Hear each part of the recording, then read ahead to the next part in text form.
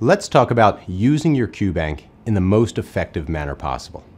I'm Dave Meshkov, one of the instructors at Knob & Marks. And today, let's discuss using your QBank to get the most value from your study time. When you're on the QBank, I think about two different modalities. I like you to think about doing targeted quizzes on the one hand. These are short, 20, 25, 30, maybe 40 questions, where you drill and practice on a single unit or related units.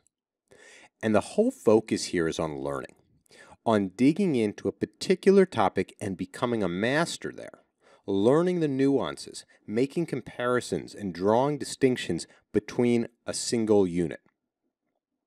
When you're doing these targeted quizzes, you want to be sure to show the answer explanations as you test, and really be ready to go back to the textbook, to the reference section, to flush out exactly what you were missing, or to deepen your understanding, and to make sure that when that topic shows up later, you get those questions right.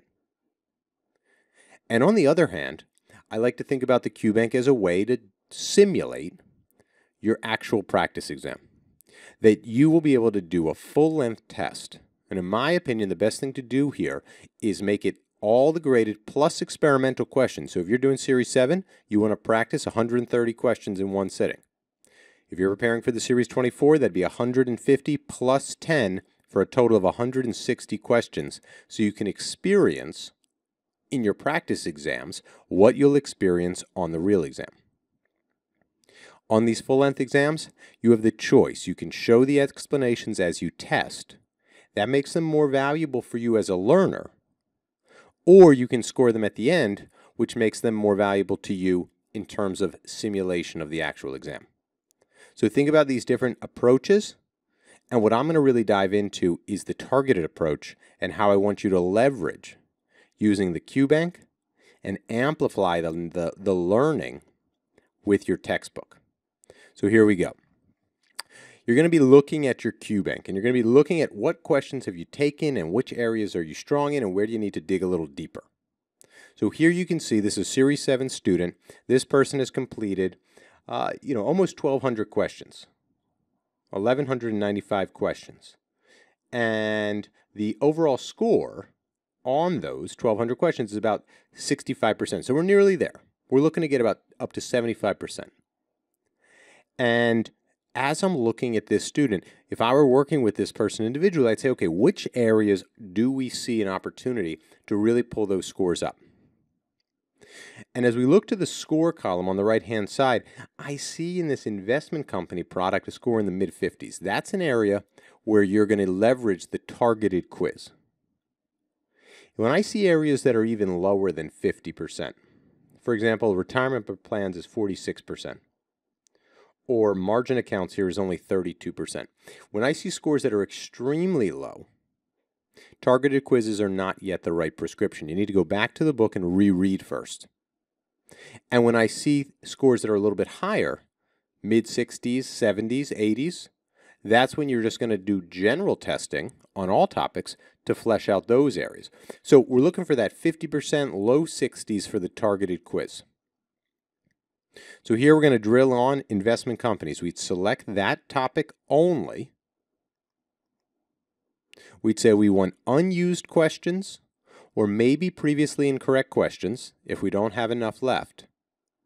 And remember, it's a targeted quiz, 20, 30, 40 questions, all reasonable amounts. And then here's the critical point. This is where the learning's happening. You show the score as you go, and you show the answer explanations as you test. You must have the answer explanations and the textbook references showing up right after you answer each question. You launch your quiz and you get into it. And what I want to show you now is how this approach is so effective and why it's going to cause your learning to accelerate. So here we are in question 9 of a 40-question targeted quiz on investment companies. The question asks us about a customer that's seeking significant long-term investment in the Ajax Fund, a growth-oriented mutual fund, and that this customer wants to take advantage of breakpoints applicable to large investments. And to do so, the customer should purchase. And we see we have 4 different share classes that we can choose from. Class B, Class D, Class A, and Class C shares. Now, if you don't know the characteristics of the mutual fund share classes, this question is going to identify that for you. And this is what the QBank's all about.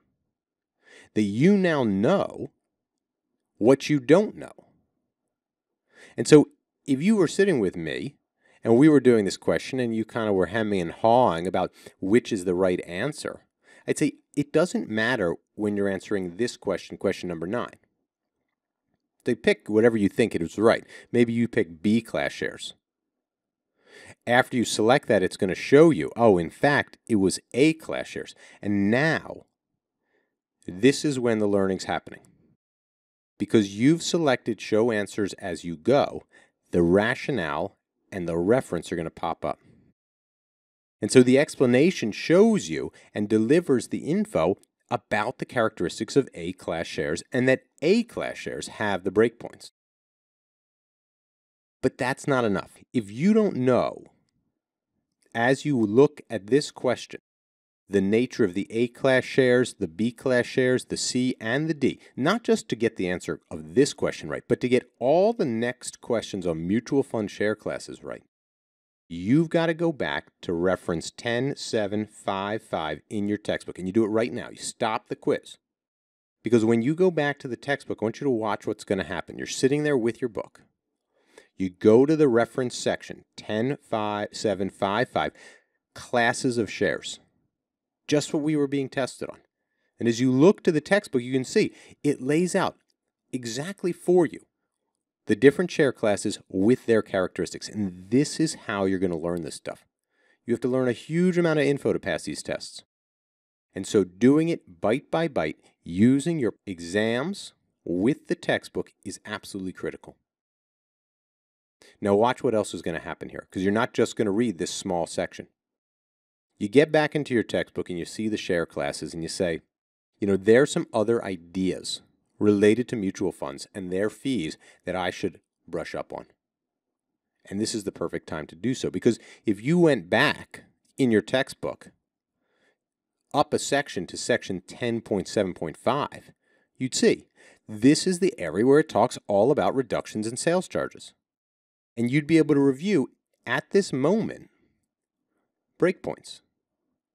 You'd be able to review the letter of intent, the rights of accumulation, DRIP reinvestment plans, combination privileges, all the related concepts to reductions of sales charge on mutual funds, because question 9 identified that you didn't really know that stuff. And the targeted quiz is a great way to make that 800-page textbook more palatable. Now let me show you a final piece on why this is such a powerful technique. Because 8 questions later, in that same quiz, you're now on question 17, a question shows up that says each of the following investors may take advantage of breakpoints except. Now just 5-10 questions ago, you did a whole review about breakpoints. So maybe you remember from your reading, maybe you learned in that reading that it's in fact investment clubs that can't take advantage of breakpoints. And in doing so, now you're recalling the information that you just read. You quickly skim the explanation, having known that investment clubs are not eligible for breakpoints because you studied it moments ago. And in fact, just to close the loop on it, here it is, that breakpoint section you read at question 9 was the answer that you were able to deliver on question 17. And this is going to be how you master and have available to yourself all this information. Remember, there's lots of good ways to study this material. Using the targeted quiz method that I just laid out is a great way to amplify and accelerate your learning in one particular area. I hope that you find this helpful, and good luck in your prep.